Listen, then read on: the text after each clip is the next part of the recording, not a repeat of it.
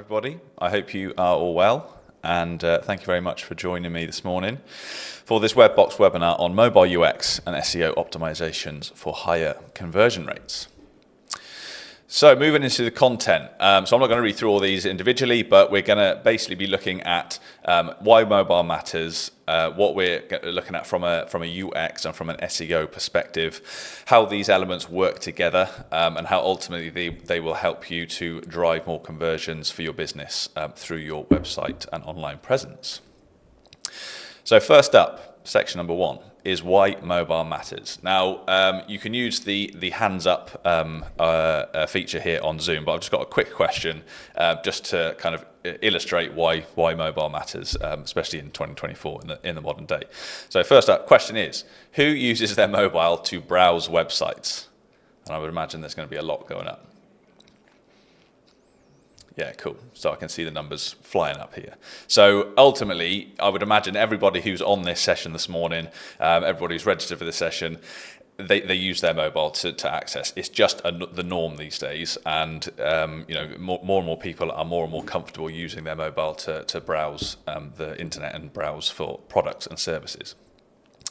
So the mobile dominance in digital traffic. Now, if we look at the traffic statistics currently at the minute, of all global access to the internet via mobile phones, 96.2% of users have actually used their phone. So there may be a couple on the session today that didn't, but ultimately, the majority of people, there's less than 4% that don't actually use a phone to access the internet. And then looking at actual all website traffic across the world, 63.38% worldwide is mobile versus desktop. So mobile has actually overtaken desktop in terms of the monopoly in terms of internet access. And in Europe, that's 57.66%. So obviously we are in Europe, so it's important to look at that as a factor as well. If you look at the stats, it's actually Africa have 70% mobile access against desktop. So obviously they're the ones kind of like skewing it up slightly higher. I think USA is slightly lower. And obviously Europe, we're kind of in the middle. So it's really important to have a look at. And this is a continued trend. This rise is continuing to go. I did a kind of live seminar a few years ago where I talked about the importance of mobile. And I think at that time, it was around 50-50. So like I say, this is continually going up. And even when you look back to 2011, that figure of mobile usage was only 6.1%. So over the period of, not even 15 years, it's absolutely rocketed up. So it's just going to continue in that direction as well. Some key reasons to prioritize mobile as well for your website and for your online presence. User expectations is a massive one. So users these days, they expect a seamless and fast experience, and it doesn't matter what device they're on, whether they're using a mobile phone, whether they're using a desktop or a tablet. They expect their experience and their user journey across that to be the same regardless. Quite often, the kind of metrics people talk about is speed being an important factor, and we'll talk a bit more about speed as we go through. But it's the kind of thing of having pages that load in less than 3 seconds, and I think that's even reduced now to kind of 1 second or instantly. So you basically just need to make sure it's as fast as possible. And again, looking at stats, 53% of users abandon sites that take longer than 3 seconds to load. So it's just super important that the user gets that good experience that they're looking for. It also has a massive SEO impact, hence the title of this webinar. And we'll talk about it a little bit more as we go through, but Google have moved to a mobile-first index platform, which means that they are looking at your mobile site when they're pulling up content, looking at the user experience, looking at speed and all those kind of things. So it's really essential that your mobile site is working effectively for your users and from a technical perspective. Also, conversions obviously is a huge aspect. So that's what we're focusing on today in terms of what we can do for our mobile sites to make it easier for people to convert with our business. And this is becoming more and more crucial because, like I say, obviously, lots of people put their hands up and use their mobile to browse websites. The stats are showing that most people use their mobiles, and people are using their mobiles more than they are desktop.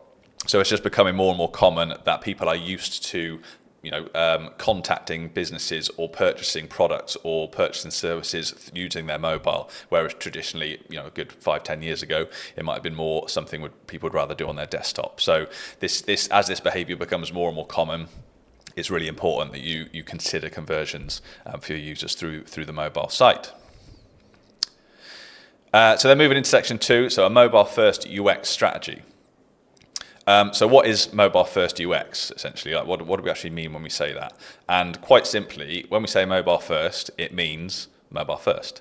And I don't mean to say that to be facetious. It's the kind of tradition of website design and development would be that you would kind of start with the desktop site and then work your way down. The mobile was not necessarily an afterthought, but it would be shoehorned in after that process. Now over the last, again, sort of like 10 years, that has completely changed to be this mobile first approach.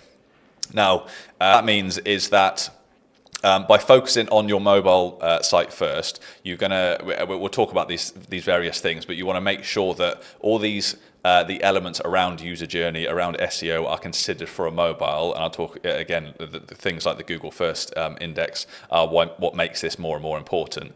But it ensures that your users are going to have a good experience on mobile because, like we say, most people are using mobile and most people are more comfortable using that and accessing through mobile. Now, as an example of this, I've taken a screenshot here of some designs that we've done for our Webbox website. And as you can see, we've got the desktop layout here as well, but along the side, there are the mobile versions. So we can see before we've even moved into development, before we've done anything, what the website is going to look like on both devices. And you can do that across everything in terms of navigation functionality, how it's all going to work, how it's all going to look, and then ultimately what the user is going to see and experience when they go on a mobile device and on a desktop device. With mobile first, what you're really doing here as well is focusing on the core actions that your users are going to take. So you want to look at it as removing any distractions and keeping things like the user journey really clear, removing any friction from that process. So you've got to think not necessarily about what you might think is the most important as well, but it's what your users are coming to you for, the kind of primary actions that they're going to take. And making sure that those things are, front and center in the design, and they're not kind of forgotten about afterthoughts. It also means that you're kind of building for engagement. So by designing for the smaller screens, the core actions need to be, straightforward. So whether that's getting in touch, whether it's purchasing a product, whatever that conversion might be, they need to be highly visible, which will boost that engagement because that's what people are kind of coming to you to look for and understand. And ultimately lead on to more conversions as well. A pro tip here is we talk mobile first, but also you can look at this from a mobile and desktop position. So you can still go mobile first, but one thing I always say, and you can discuss this with whoever manages your website from the design perspective, but having them both done side by side just allows you to understand, either the transitions from mobile to desktop, but also how they'll look on both. Because again, it's still important that they're both really considered. But by focusing on mobile at the start of the process first, then it just means that you're optimized as much as possible for when that development starts. Moving into section 3, so we've got some keys to high-performing mobile UX. So it's not just about looking good. This is what are the things that we need to do to make sure that our UX is performing adequately. So first up is responsive and adaptive design. So I'm sure all of you would more than likely have come across responsive design, but what this means is that you have one website, whereas again, many moons ago, you would have had like a mobile website and a desktop website, but now you just have one website which adapts and responds the layout depending on the device you're on. And as a kind of quick example of what this looks like, this GIF is just showing the Webbox website. So as we narrow the viewport, the things like the call to action move, the menu moves, the wording itself in the kind of proposition in the header area shrinks down so that it's again more manageable within the screen size that it's on. And this essentially is responsive design. So you can test if your website is responsive in your browser simply by just sort of like dragging it in and out and seeing how it responds. But what this ultimately means is that you're creating a consistent experience for the users that are coming to your website.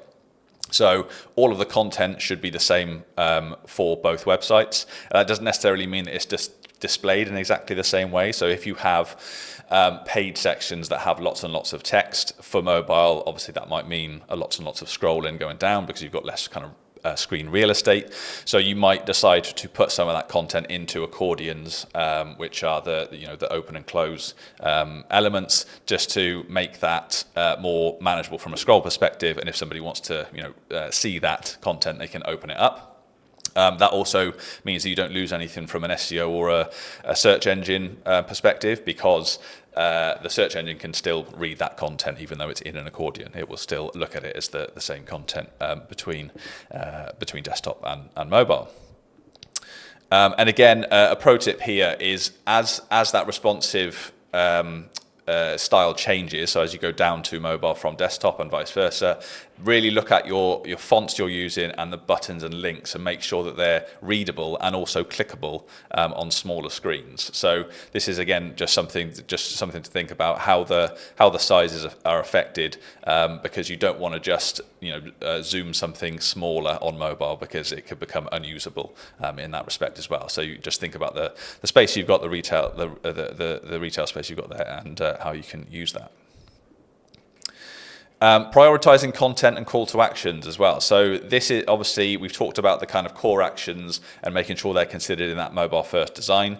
But anything that is important, so important content, call to actions, they should really be prominently displayed on the mobile website so that they're very easy to get to. And high impact elements, they should really be placed what we call above the fold. So, oh, my slide's not going. Above the fold. So if you've heard this term before, you'll understand what it means. But ultimately, as a kind of quick idea of this, again, this is the Webbox website on desktop. Obviously, it'd be the same kind of thing on mobile. But this white line that I've got here, dotted line, is indicating what we call the fold. So this ultimately is when someone loads the web page, everything that they can't see below their viewport is above the fold. So this is where you want things like on your homepage, your key proposition, a call to action, so whether that's get in touch, whether that's download a document or find out more, your navigation, all the key things that you want people to kind of interact with when they hit the site. Because if they come to the website and they don't see what they're looking for, or immediately get a sense of who you are and what you do, you wouldn't believe the kind of bounce rates that you get from that, and people leaving the session. So it's really important that those key elements are in the viewport when people load that page.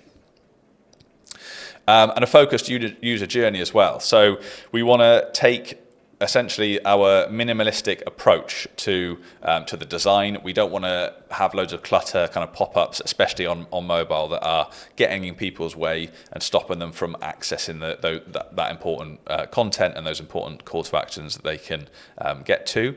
Also, simplifying the navigation is a key as well. So this is one we talk about a lot with clients and on webinars and other things. But over time, especially, navigation can become bloated. So you kind of, you add more and more things, you add more and more services and more links for people to access different content. But it's really worth sitting down, taking a step back and just looking at the navigation. Does the navigation, is every link necessary in there?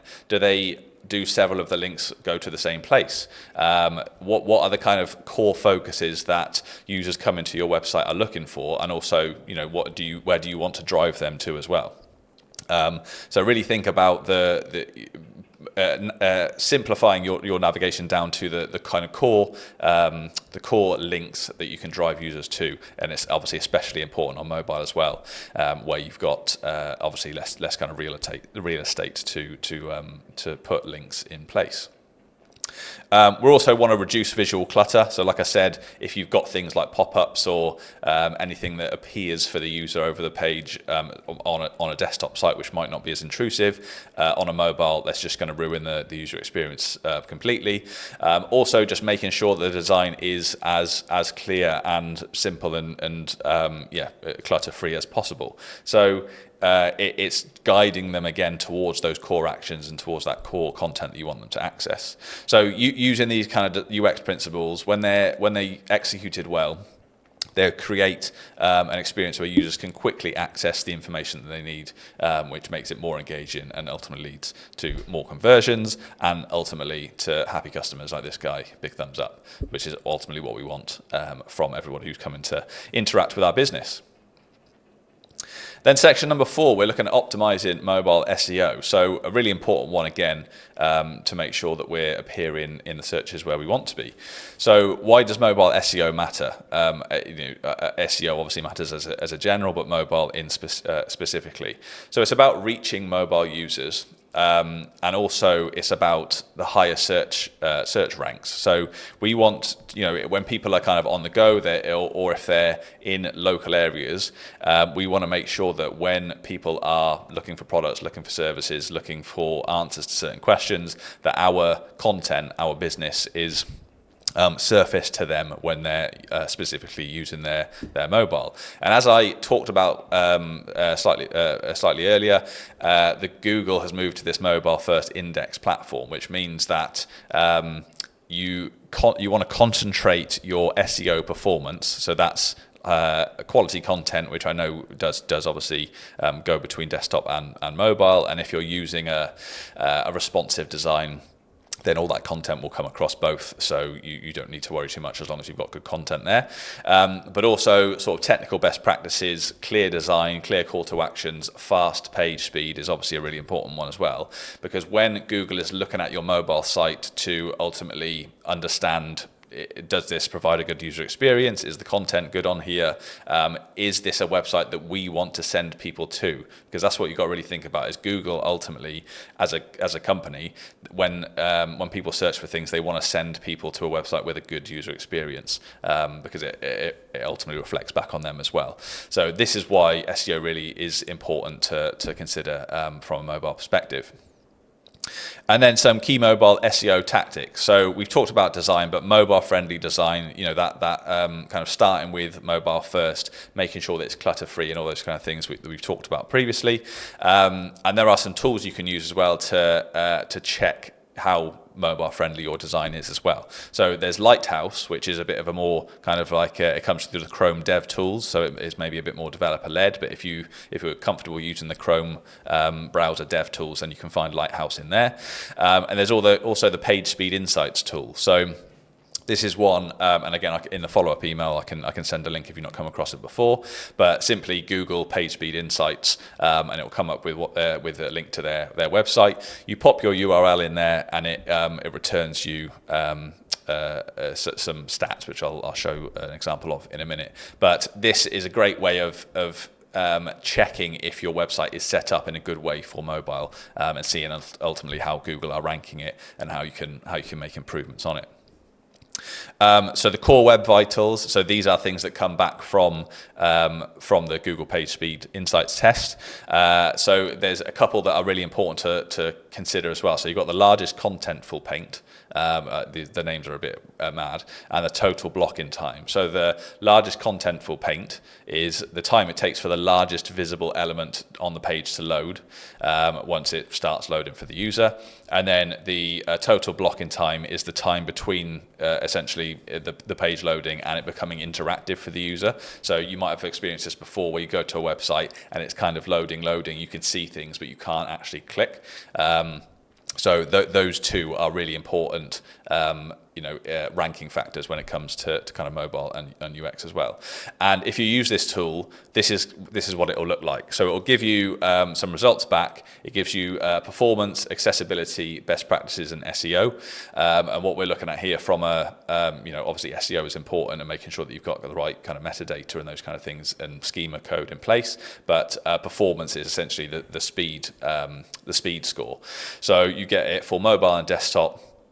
And then some of the sort of scores that I just talked about there. So the largest contentful paint is that 2.6 seconds on the right hand side, and then total blocking time is in the middle on the left. So it gives you an idea in terms of where you may be falling down in terms of the performance on your mobile site. If you've done this on your site and you're on there, you can scroll a bit further down. It'll tell you things that you can do to improve this as well. And we'll talk about a few of those as we go through the content today. Another key area is local and voice SEO. So again, people using their mobile devices, they obviously can be anywhere, but if they're from a search perspective, the localization is a massive element, because ultimately Google will either, if they're sharing their location, Google will know where they are, so it's going to share businesses and companies that are in their local area, depending on what they're kind of looking for. So you want to make sure on your website you are talking about in your content the areas that you serve, and there's also you should also be looking at kind of key landing pages that are location specific. So if you might be based in one location, but you actually serve several locations in the surrounding area. So make sure that you have pages that reference all of those, talk about those, and again, the content is all related to those areas, so people can find you for those. And voice SEO as well. So this is one that's like constantly on the rise, especially over the last few years. People are getting more and more used to using voice activated devices, and they will use their voice to search on their mobile device. I know I do this every now and again, and it's the difference here in voice SEO over kind of traditional text SEO is that where text SEO people would use kind of keywords to search, then that turned into more questions, and now with voice SEO it's much more kind of natural language. So really think about the content on your site. How does that relate to how people are asking these questions? Obviously Google Search Console and other tools like this will be really useful to see the kind of search terms that people are using to find you, but this is where also things like FAQs on your website can really come into their own. So based on your content or products or services or whatever it is that you guys are doing, then you can use FAQs to answer those key questions, but in a natural language way. So again, think about the types of things that people are looking for. So is it to do with kind of like warranties, or how long this lasts, or how do you set this thing up, or whatever question that might be. But in the FAQ, you want the language of those to be reflected of those, so that they again, from an SEO perspective, will come up for people that are looking for them. Then moving into section 5, we're integrating UX and SEO. So ultimately, these two things go hand in hand. I was trying to think of two things that go hand in hand then, but they go together like, what's it, peanut butter and jelly? Should we say that? I don't know if that's a bit American. But why UX, and SEO are interlinked. So what is it that pulls them together? So a high quality user experience, so all the things that we kind of talked about previously in terms of making sure that it's easy for them to access content, it's fast, and you've got all these other elements in place, will positively impact your SEO, because as I've mentioned, Google prioritizes site with strong user engagement. So if lots of people are coming to your site, they're staying on your site, they're engaging with content, there's not a big bounce rate, which is now termed as a big engagement rate. The time on page is a lot better. Then Google will ultimately look at that and go, well, this site is good, people are using it, so then it positively impacts that SEO ranking, and it's a continual loop as well. If you're getting better SEO rankings, then more people will be coming to the site, they'll be having a good experience, so they kind of feed into each other.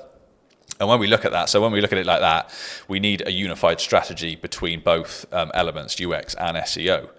So what is that unified strategy? So first up, is content accessibility. So keywords, headings, call to actions, all the content that you have on your website and web pages, they should align with the user intent. So again, what is it that using data, what are your users mainly going for? It might be specific pages, it might be specific services, it could be guides that they're looking for. It could be certain blog posts, whatever your kind of strong performing pages are. Then you should naturally incorporate that in for both readability, so it's easy for people to access that content, and then from an SEO perspective as well. And yeah, like I just said, that it will ultimately feed into each other as more and more people access that information and give it better rankings. And that user intent optimization is, again, just making sure that content is as easy to read on mobile, so it improves that engagement and retention on site.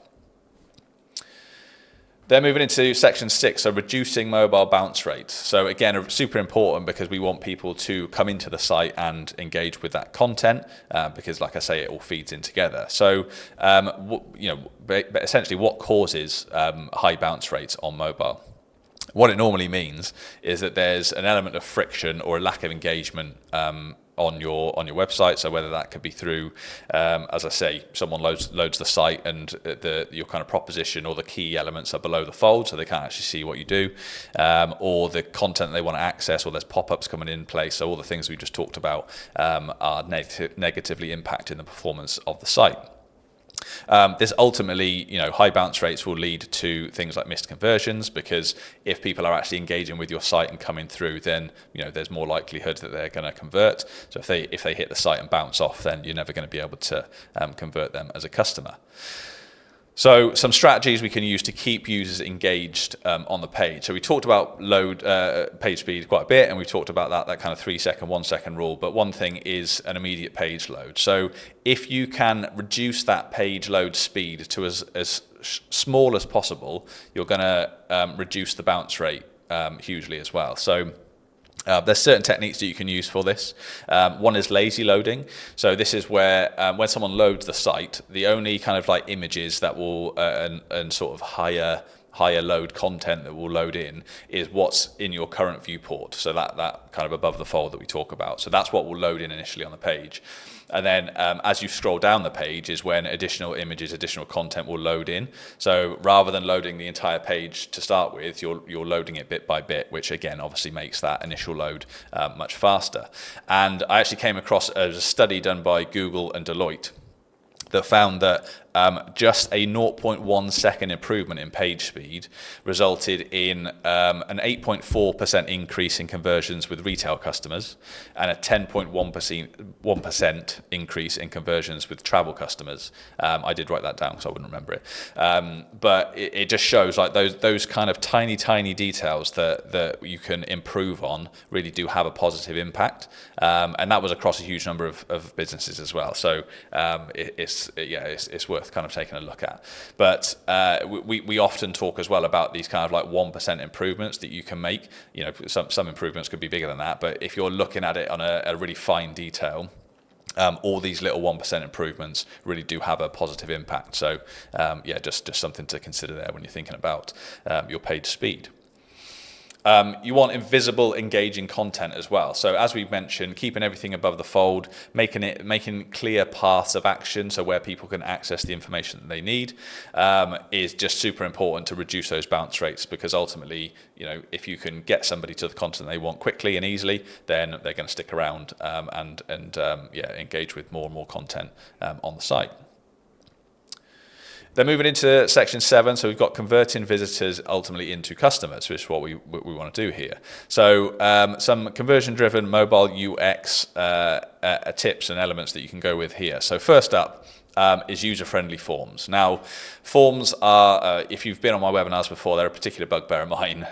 It does my head in, the amount of websites that I go to where forms just either, they're too long, they're not clear in how you're supposed to fill them out, they just don't look very nice, they're not very appealing when you want to go to fill it out, or things like, it might not be that long, but it's got loads of mandatory fields that you have to fill everything out. So there's all these kind of things, like error messages as well, just do my head in. So you want to make sure that forms are kind of as short as possible. You're getting the key information that you need for someone to fill out.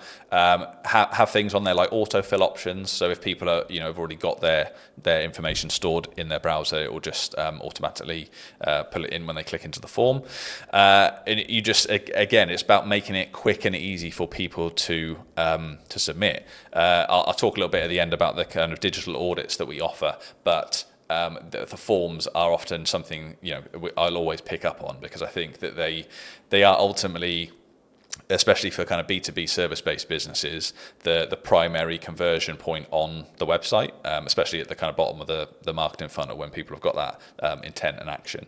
So it needs to be built in a way that makes it easy for people to understand, people to submit, and understand what the kind of next steps are. So make sure your forms, first and foremost, are user-friendly. Clear and action-orientated call to actions. So again, call to actions, obviously I've mentioned a few times today, but they are one of the most important things, obviously, to create action from your users, and using things like high contrast so that they stand out. You don't want them to blend into the design. They should be very obvious where they're situated on the site, and also using things like action focused language, so encouraging users to take the next step. So I've got a bit of a pro tip here as well. So considering the wording that you use on call to actions will have a big impact in terms of the ultimate conversion rates. So instead of saying contact us, you could say get a free consultation. Instead of sign up, you could say start your free trial. So it's being much more descriptive, much more not necessarily assertive, but it's telling the user what they're going to get by clicking on this call to action and what the kind of next thing is. So really think about the wording that you're using on those, and how it can again have a much more positive impact in terms of conversions. Things like trust signals as well, so incorporating things like testimonials, customer reviews is just super important for a website, full stop, because ultimately if a user or a customer doesn't trust you, they're not going to kind of do business with you. So make sure that they are front and center and people can see these and access them really easily, because it just reassures users and it supports conversions ultimately. So make sure that they are an element on your website. Then, last but not least, practical tips. So section number 8. So some things that you can do to ultimately actionable quick wins that you can put in place to get to help your SEO and UX on your mobile site.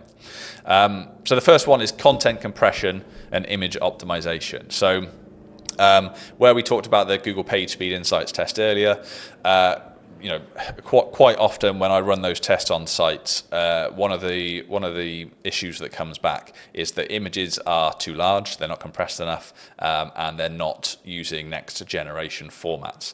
Now, what that means is if you have an image, either a photo or something you've downloaded, it could be kind of 3,000 pixels by 2,000 pixels. It could be a huge image, but the place you're showing it on the website is only 600 by 400 pixels. So you don't want to squeeze that image down into that kind of viewport that you're using. You want to make sure the image you're using on the website is the size 400 by 600 pixels. And also when you go down to mobile, that can then swap out for a mobile optimized version of that image as well. So if you're on a smaller screen size, it will load an image which is again that optimum size for the screen device they're on. And also image optimization. So where I talk about the image formats, we're typically used to using things like JPEGs, PNGs for images, but there's web-specific formats. So you've got WebP, which is a Google-created image format, and you can export your images or convert them, from a JPEG or PNG to a WebP, and you can't even open that on your desktop. But when you upload it to your website, it will show in your browser. So again, it just compresses those images even further, and it's a lossy format as well, so you don't lose any quality from the image. So just something to think about. When you think about that across all the images on your website, it'll have a really positive impact. There's a CDN as well. So one thing we recommend is Cloudflare CDN. If you've not come across CDNs before, it stands for Content Delivery Network. So basically everything that you load into your website, which can be images, can be videos, can be kind of external scripting files that make the website work. A CDN will take all those files, put them onto various servers around the world, and then they will serve them to your website. So what it does is creates like a cached version, which means that when someone accesses the website, it's not re-downloading those files every time. It's using the cached version, which is much faster to load. And like I say, there's a free version of this, so it's worth taking a look at. If you need any help kind of setting it up, then let me know, and we can have a conversation around that and see, we can help you. And call to action testing as well. So we've talked about call to actions, how important they are. You need to make sure they stand out. But testing these is ultimately, the key here in terms of making sure that they're working. So you can do things as simple as testing different placements. So if you've got one in like your hero banner, it might be that you put it on the left, put it on the right, change the positions of where it goes. And ultimately, I'll talk about data in a second, but data is going to be a key here as well. Things even like colors and, like I said, the language that you use on these call to actions is gonna have an impact in terms of what drives more actions on mobile. So make sure that they're not hidden away. But what language, I would say, is one of the biggest things to have a play with and see ultimately what resonates with your users, what drives more people to click on that call to action. And one way you can do that testing is through analytics, but you can use heat maps as well. There's lots of different other maps here. So if you've been on any of my webinars or sessions or listened to anything I've talked about before, we quite often will talk about Google Analytics and Hotjar. So these are two tools which are other analytics platforms are available, but are vital to add to your sites to make sure you're tracking and collecting data in terms of how people are using your website. So especially important on mobile. But analytics data will tell you, things like your bounce rate, your engagement rates, times on page, how many times people have visited and what pages they're going to. But using things like Hotjar, which is a user behavior analytics tool, it will gather data in terms of where they're kind of moving their mouse to, where they're scrolling to on the different pages and where they're clicking. And over time, that builds up heat maps. So you can see on a heat map how far people are scrolling down particular pages. Again, obviously really important on mobile because the scroll can generally be longer. And that understanding of things like where people are scrolling to, where they're clicking on, can help you with things like your call to action. So is this call to action in the right place? Are these testimonials in the right place? Because people aren't actually, when you look at the data, scrolling down far enough to see those first. So maybe we need to move them further up the page. So it just adds that element of proof behind what you're doing and the changes you're making. And obviously, once you make those changes, then you can continually review that data and update it as it goes. And this is something I don't normally do on these webinars, but at Webbox, we've actually got a service called Webbox Insights. And we essentially take this task off of you. So if you haven't got it already, we'll make sure that Hotjar is set up on your website, and we'll make sure that Google Analytics is set up correctly on your website as well, so it's tracking all the right data. And then over a period of time, which depends on what you kind of how you want to play it, we will collect that data. Then after a set amount of time, we will analyze that data and look at how people are actually interacting with your website, make suggestions based on that data and our experience as to how you can improve it, and then again, depending on how you want to play it, we can sort of like make updates to the site or give you that report so that you can go away and make those updates as well. And it's one thing. The reason I mention that is it's one thing we often talk about, making sure you collect this data, but which is hard enough on its own, making sure all these things are set up and working correctly. But once you've actually got that data, it's having the time and the inclination to go in and analyze that data, spend some time with it. And I know, we're all busy doing other things as well. So I thought I'd just throw that out there in case anybody's interested. But it's super important to look at that data, understand how people are using it, and continually make those optimizations over time. So can I get to the next slide? So I hope you guys have enjoyed that today, and it shed some light in terms of what you can do on your mobile site to ensure that users are getting the best experience they can. So just going through these top to bottom very quickly. So like we say, mobile usage is at an all-time high, and it's going to continue increasing, which is why mobile is really important for your business and for your users. When you're going through design process, whether it's even updates or whether it's a complete new project, make sure that you're thinking mobile first in that strategy. Definitely don't put it off or go desktop first, but make sure that either they're both there or you're thinking mobile first. Keys to high performing mobile UX. So you want to make sure that the content is easy to access, the page speed is fast, and people can ultimately get to things like call to actions and the areas that they want to get to. Optimizing for mobile SEO. So thinking about kind of local searches, voice SEO, and things like that. That speed. Use Google Page Speed Insights to see how you're performing. Integrating the UX and SEO. So as you're improving things like call to actions, content, user journey on your mobile site, that will have a positive impact on things like SEO as well. So if you're doing those things for the user experience and you're concentrating on page speed, technical aspects of your website structure, they will feed into each other and ultimately help improve all around. Reducing mobile bounce rates. So again, making that really clear user journey, understanding from data in terms of what people are doing, so that you can make it as easy as possible for people to convert. And then converting visitors into customers. Make sure you've got really effective, clear, easy to use forms, clear call to actions and content which is easy to read. And then some practical tips. Make sure that you're using things like Google Analytics and Hotjar to analyze that data and continually make those improvements over time as you review it and keep going. So I've got some time now for questions. I can see there's nothing in the chat a minute, and if anyone's got any questions, please let me know. I can see one question actually has come through directly to me here, I think. So how often should we test our mobile user experience and what are the most important areas to focus on? So really good question. So I think in terms of the time to do that, and I mentioned Webbox Insights earlier, is you probably want to do it at least every 6 months, but every even kind of like 3 months or as often as you can do it. So it's the same as looking at as you probably would your desktop site or anything that you're reviewing from a marketing perspective. You want to make sure you're doing it on a consistent basis. And then for the most important areas, I would definitely say page speed is one of the really high aspects, but also probably neck and neck second is content and user journey. So both of those, content, user journey, and page speed, maybe I'll put those into a triangle, are really important in terms of the overall user experience. So those are key things to look at and make sure that you're kind of reviewing and updating all the time. Cool. I can see a few questions coming in here now.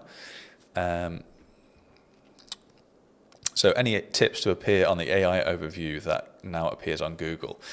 Really good question, Richard. So the kind of what's the word? I can't think of the word. The advice that I'm reading based on this, obviously it's all very new in terms of the AI stuff, is that content is still going to be king there. So where Google are looking at content currently and making sure that people are, the context of the content and what it's offering is important. High quality content, original content is going to be super important for getting into the AI factor. And there's things like those kind of FAQs answering questions is important as well. But one of the big things that have come from this AI update is there's an acronym for content, which is EEAT, which hopefully I get this right. So it's expertise, experience, authority or authoritativeness, which I don't like, and trustworthiness. So it's saying if you get those four things into a piece of content, then it's ultimately a good, valuable piece of content. Now, what they've said with the evolution of AI and ChatGPT and Claude and all these other tools is that the experience and expertise piece has kind of fallen away a bit, because if you have 20 years in an industry and you write an original piece of content, somebody could copy that and put it into an AI tool and get it to rewrite it for them. So you've kind of lost that experience, expertise piece. But the important factor then is the authority and the trustworthiness. So if you write any content on your site, particularly like guides or blogs or anything that is kind of educational, then make sure you put the author who has written that. So, it could be you, it could be one of your marketing team, it could be whoever. But put who has created that and make sure it links to their kind of profile page on the website, which then also talks about their experience and where they're coming from. So hopefully that answers the question, but it's still about that kind of content piece, but also the kind of trustworthiness and how that appears behind there as well. Moving on to the next one. So do you have a good way of working out which imagery might be too large and slowing down the site? Joe, yeah, good question. So if you use that Google Page Speed Insights tool, when you scroll a bit further down from what I had in my screenshot, there'll just be rows where it will tell you kind of like what's bad and what's okay and what's good, what's fine. If you see things related to image size specifically, you can click on that row and it'll expand and open up, and it will show you the specific images that it's referring to on the website. So you can quite easily then see those images, reference them back to the site, and see which ones you need to reduce. It will even tell you the current size of the image, and if you compress it and refactor it, how big it will be then, so how much you'll actually save. So yeah, that should hopefully make that quite easy for you to do. Georgia, any tips on how to convince stakeholders to buy into this approach? Very good question. Now, tips. I guess for me, as a slight anecdote, Will and I were at an event last week where we were exhibiting, and Will did a talk on the 11 must-haves for paid media campaigns. Now, after his talk, a few people came over to our stand, and Will was talking about advanced tracking, all these kind of really advanced concepts that you can go into in terms of your paid ads, and it's understanding who's from the data, who's clicking on your ads, where they're getting to in the process, all these kind of things, how you can serve it to them. And the people that came over to our stand were like sort of mind blown. They were like, I can't believe the detail that it goes into. But what we were saying is that is almost like the norm now. So if you're not doing these things, you're ultimately falling behind, which I know, I'm not trying to scare anybody, but it's if you've got a website launched, then you want to make sure that's kind of the first part of the process. You might be a new project, but you might already have a website. That's kind of, it's up, happy days. Everyone, kicks back and goes, great, we've got that project launched. But that's when another process starts, which is, the understanding then what people are actually coming to and interacting with, and all these kind of things that I've talked about today. So I guess you can try and sell it to them from a perspective of it's that continuous improvement. So like with any marketing, with paid ads or with marketing materials or anything like print stuff, you wouldn't just create that once and go, right, we'll never look at that again, it will just run. You need to constantly kind of optimize it and make sure that it's working as effectively as possible. So I would say that. I completely get where you're coming from as well, because one of the things when I mentioned Webbox Insights, like I say, lots of people collect this data, but they never actually do anything with it. So it's that other element of using it to your advantage essentially, and giving you that edge on your competition. So hopefully that's helpful. Then next one, Matt. So AI is the hot topic across a lot of digital and marketing currently. True it is. There's actually a joke in the office that I'm obsessed with it. How are you currently implementing this in your work, and what do you see the trends in AI that may affect this in the future? So I guess in terms of I'm talking from personal experience, how I'm using AI, and I've talked about it a lot on LinkedIn, and we've talked about it in different kind of webinars and things as well. But I'm very much using it from a content perspective. So it's an amazing research tool. So if you sit down and go, oh, look, I need to write this blog post, or I need to think about how I respond to this or do this or whatever, it can take that blank sheet of paper, which can be a bit daunting, and give you those ideas to start then your creativity and your putting your take on it ultimately. I still think that I saw something the other day that was talking about how AI can make you, someone actually saying this is completely incorrect, which I agree with, is that AI can make you an expert in anything in minutes, which isn't really true. So if you've seen Will's 25 must-haves for your website in 2025 talk, he talks about AI in that and says AI is the enabler and you are the marketer, or the expert essentially. So whatever field you're in, you can use AI to enhance that and make your output more efficient essentially. So I guess from a work perspective, that's how we're using it.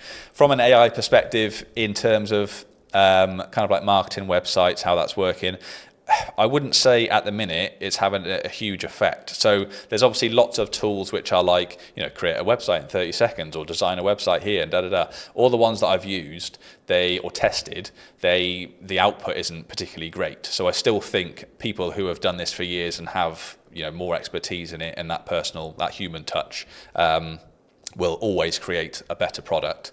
But that's not to say that those kind of tools can't, again, help you be more efficient.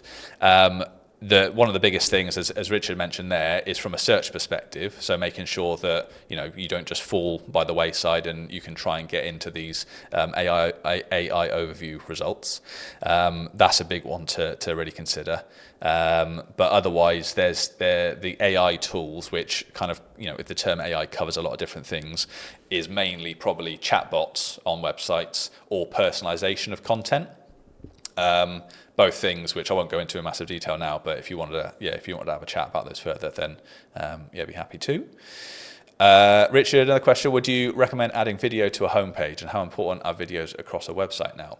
I mean, I wouldn't not recommend it, should we say? So, video is a great format. It obviously depends what the video is and what the purpose of it is. I think if you're adding video, especially when we're talking about mobile, you really need to think about, again, page speed. How much is that adding to the load of the page? And especially on mobile, we would often advise, if you've got kind of like a hero banner video on your homepage, that you just replace that for an image on mobile, because load times won't be as good.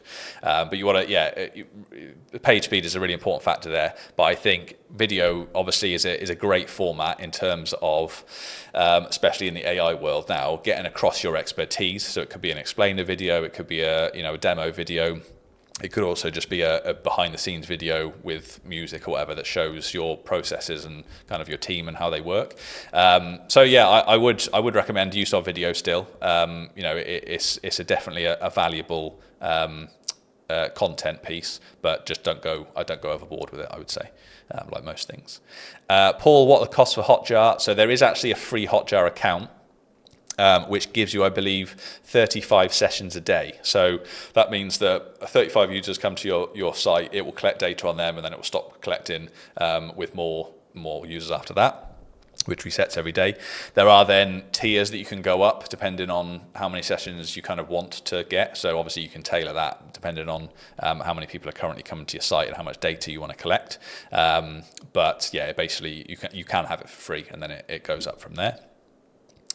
Rob, is there also a conflict between UX and SEO? Our competitors find a lot of success by using a lot of keyword and copy without much regard for UX, but drive so much more traffic than we do.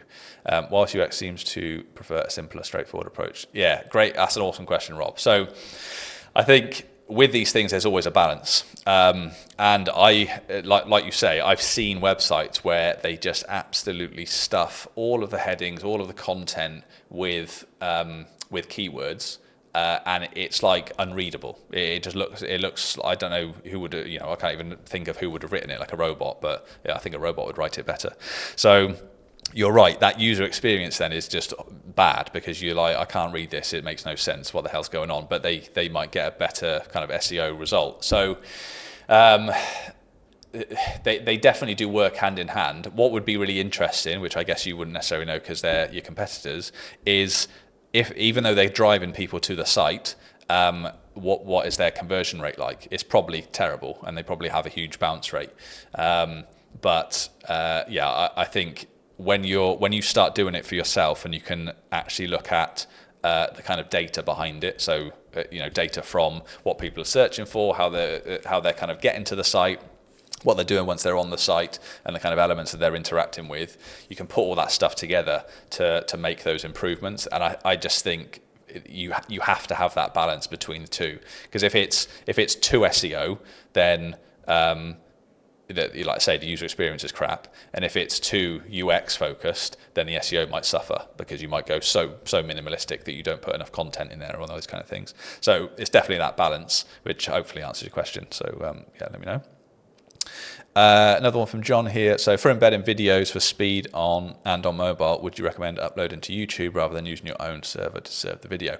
So there's varying things here as well. We have done it, and hopefully maybe I've just sort of touched on it with Richard's question as well, is for mobile, again, if it's like a hero video or something like that, which plays when when people come to the site.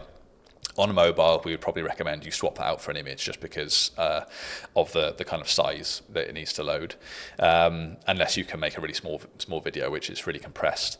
If you've got multiple videos around the site which are more embedded within the content, should we say, so it's not necessarily like an impactful thing, yeah, definitely using something like Vimeo or YouTube. Using those embeds, because they will ultimately be better from a speed perspective. It can also have a kind of positive effect on your, obviously, YouTube channel as well. If people are watching those videos, they might also go link through to have a look at them, to hit the microphone. But yeah, I think, again, like most things, it's sort of getting that balance right and making sure that it's not slowing the site down, and it can depend on a case-to-case basis as well. Quite lots of questions here, which is good. Chantel, we have an autoplay video for our homepage. Everyone's thinking about video, which was a mobile optimized version. Would you recommend that we actually switch to a still, or for mobile, or is there some guidance on length, size of mobile autoplay videos? Yeah, so again, really good question. So as I mentioned, we would likely recommend you swap that to a still image, although if you can compress that down to, because it could be that it's something like a looping video, or there's something that you can use which is maybe like 5 to 10 seconds long. Again, the size is the kind of main thing. So if you could reduce that down to a comparable size to an image, it's probably unlikely. Then you could go with that. But yeah, for mobile, unless until we get kind of 6, 7, 8G, then yeah, video on mobile is that auto plays like that is just going to be a more difficult thing to load. Again, it can really depend on your user base as well. So there's lots of different kind of factors to look into, because if you've got it might be a really young demographic, or people that typically favour higher tech Wi-Fi or faster mobile speeds, then you might be all right. But yeah, again, it's something to look at on a kind of case by case basis. Just gonna have a drink here. Sorry, talking a lot. Jason, would you recommend removing content from the mobile version of a page to keep lightweight versus the desktop version? So no, I wouldn't. So as I mentioned, the kind of Google mobile first index route, what that basically means is that they will only look at your mobile site to look at it from a content perspective and from a SEO perspective, essentially. So if your content is missing from mobile, which is on desktop, Google will never see that content which is on desktop. So you want to make sure as much as possible, you want to make sure that it is the same across both. And like I say, from a responsive perspective, you could kind of hide content as you get down to mobile, but I wouldn't recommend that. I would make sure that it's accessible on both. It's things like, like I mentioned, the kind of accordion that you can use, whether you move that to a different part of the page, because maybe you want, again, to focus people into certain other bits of content, and if they wanted to find out more, then they can scroll down and access that. But yeah, I definitely wouldn't remove it. Make sure it's the same across both devices. And then Richmond here, would you be able to give us a link of a recording to this webinar? Yeah, that's absolutely fine. Yeah, well, like I say, we've recorded it, so I will, edit it together. We'll get it edited together over the next couple of days and we'll get that out to everybody. And then Richard, do you run any advanced training for PPC or SEO professionals, or do you have any recommended conferences or sessions you would suggest for professionals to attend? Richard, I'll email you separately about that. So we don't necessarily do PPC or SEO training, although from a PPC perspective, obviously it's a service that we offer. We can do that either from a full management perspective or a kind of consultancy perspective, to give you insight and help in terms of your campaigns and how they're running. In terms of conferences, I'm trying to think if there's anything. Obviously, sessions. There's all the Webbox webinars. If you haven't checked those out, then please do. Like I said, Will's got his one recently for the 11 must-haves for paid ad campaigns, which he's done that a couple of times with more sector-specific things, but it will still be relevant for you as well, more than likely. I can't think of any conferences, but if I do, I'll make a note and I'll let you know any that come up. Cool. So we're still going. Sorry, we appreciate we're over time, but there was good questions in there. So hopefully that was useful to everybody. Still clinging on to a few people here on the session. So just before we wrap up, if you've been on these sessions before, you may have heard this before, but we have resources available. So Richard may be relevant to the kind of question there, but I'll send a link in the follow-up email where you can access these. But yes, just some really useful resources that people can access on here. So if you're looking to maybe start a new project, the website template brief is really useful. GA4 guidance, so we're just talking about GA4 there. Setting that up is super important, making sure it's right. But also we're running a webinar on that, I believe next week, or maybe the week after, which is a bit more of a deep dive into GA4. Rob, our head of performance marketing, will be on that with me as well. So if you haven't attended that before, then please do. Really useful one.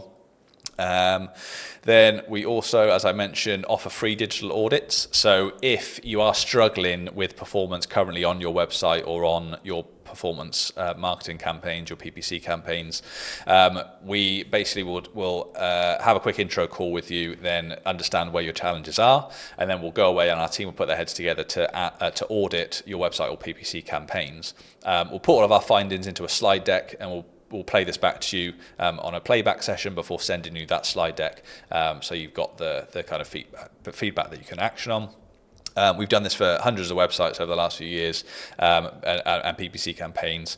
People always find really insightful, useful tips in here as well that they can take away in action on their site, or ask us to help with as well if needed. As I mentioned, we've got a few more webinars coming up. So I think the first three. The third one is today, so thank you for joining if you've been on it. And then we've got the GA4 deep dive coming up and website accessibility for more inclusive experience. So there's recordings of all these on our website if they're past, but feel free to check out if GA4 or website accessibility is of interest to you. I'd love to see you along to that one as well. But otherwise, thank you very much for joining today. Appreciate it.